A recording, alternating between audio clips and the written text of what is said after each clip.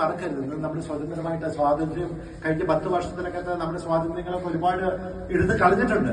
പക്ഷേ നമ്മള് സ്വാതന്ത്ര്യമായിട്ട് ഇവിടെ ഇരിക്കുന്നുണ്ടെങ്കിൽ അത് കോൺഗ്രസും മഹാത്മാഗാന്ധിയും ജവഹർലാൽ നെഹ്റുവും സർദാർ വല്ലഭായ് പട്ടേലും അങ്ങനെ ഒരുപാട് കോൺഗ്രസ് നേതാക്കൾ വലിയ അർപ്പിച്ചുകൊണ്ടാണ് നമ്മൾ ഇന്ന് സ്വാതന്ത്ര്യമായിട്ട് ഇരിക്കുന്നത്. 47 നമുക്ക് സ്വാതന്ത്ര്യം. നിങ്ങൾ പറഞ്ഞ വിശ്വസിക്കില്ല. നിങ്ങൾ ആരെങ്കിലും ജയിലിൽ പോയിട്ടുണ്ടോ?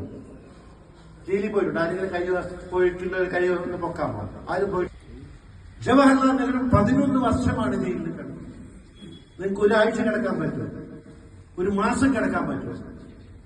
ഒരു 6 മാസം കിടക്കാൻ പറ്റും? ഒരു വർഷം കിടക്കാൻ പറ്റും? 11 വർഷമാണ് ജവഹർലാൽ നെഹ്റു ജയിലിൽ കിടന്നത്.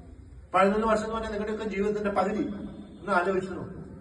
അത്തരത്തിലുള്ള ത്യാഗങ്ങൾ ചെയ്തുകൊണ്ടാണ് നമ്മൾ ഇന്ത്യക്ക് സ്വാതന്ത്ര്യം വാങ്ങിച്ചു കൊടുത്തത്. ഇന്ത്യൻ നാഷണൽ കോൺഗ്രസ് സർവാക്കർ ജയിലിൽ അവിടെ പൂട്ടിയിട്ടപ്പോഴ്, അന്തമാനിൽ പൂട്ടിയിട്ടപ്പോ മാപ്പ് എഴുതി കൊടുത്തു, പിന്നെയും മാപ്പ് എഴുതി കൊടുത്തു, പിന്നെയും മാപ്പ് എഴുതി കൊടുത്തു. 8-10 മാപ്പ് എഴുതി കൊടുത്തിട്ടാണ് ആർക്കാ എഴുതി കൊടുക്കുന്നത്?